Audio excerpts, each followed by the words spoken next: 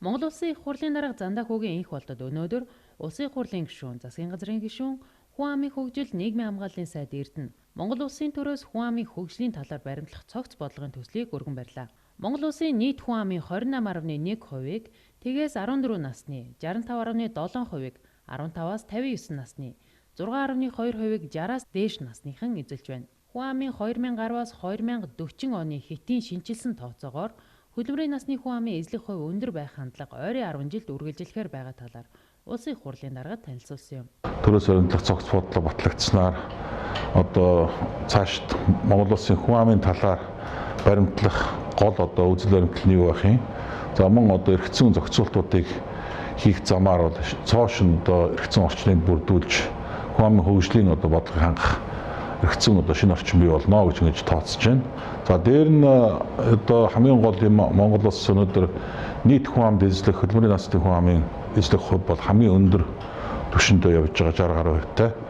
Энэ бол манай улсын хувьд бол маш том боломж гэж харж байгаа. Нийт баялаг бүтээх, хуримтлал бий болгох энэ боломжийг бид бол зохистой үр дүнтэй ашиглах нь бол туйлын чухал юм аа гэж үзэж байгаамаа. Тийм учраас төрөөс энэ хүн амын хөгжлийн талаар баримтлах цогц бодлого үнийн аралтай баталж энэ чиглэл рүү бид ажиллах ёстой. За хоёрдугаар тулгамдж байгаа бас нэг асуудал ер нь 2025 он гээд энэ хүн амын цонх үе буюу энэ нийт хүн амд эзлэх хөдөлмөрийн насны хүн амын хувь буцаад буурах судалгаатай байгаа. Нэг бол 2040 он гэхэд насжилтад 3 дахин нэмэгдэхээр ийм тооцоо судалгаа байгаамаа. Тийм учраас бид нар ирээдүйд бий болох насжилтанд бэлтгэх, за мөн хүн амынхаа цонх үеийг үр дүнтэй ашиглах талаар төрөөс зөв бодлого явуулах туйлын шаардлага байгаа гэж харж байгаа. Ингээд энэ бодлого өргөн баригдлаа.